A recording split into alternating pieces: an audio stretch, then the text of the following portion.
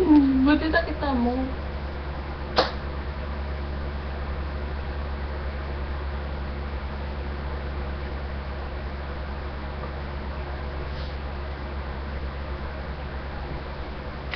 Ako'y nasa Malate, alas 7 ng gabi. Nakilala ko tuloy itong magandang babae na nakabibighanis sa aking mga mata. Ang di ko lang alam ay manloloko lang pala. Nagtuturo na siya, hindi pa kami on upang di mahalata.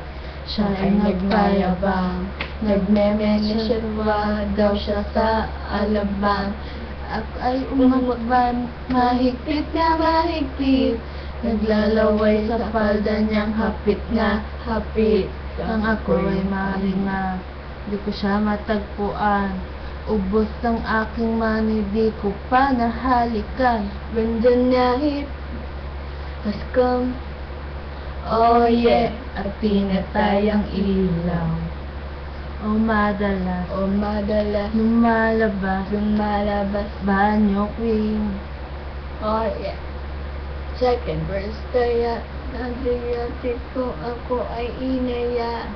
Inom daw kami at siya ang taya.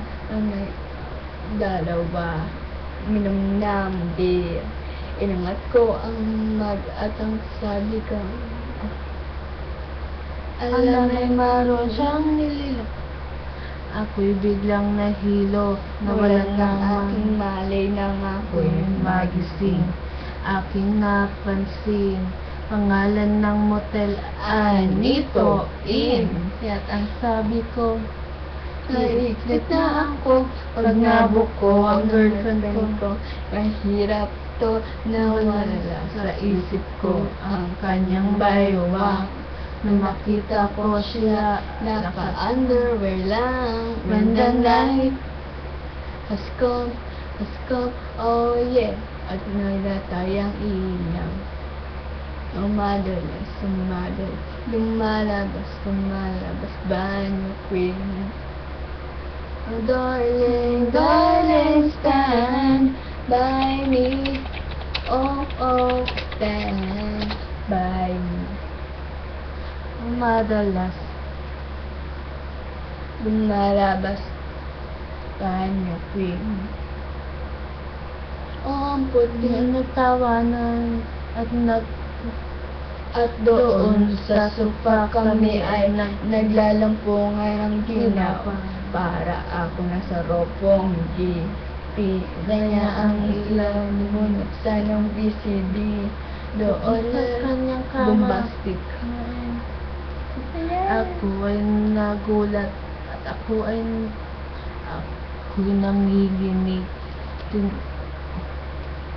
Tinutok ko, pinasok ko, and boy, walang daklis.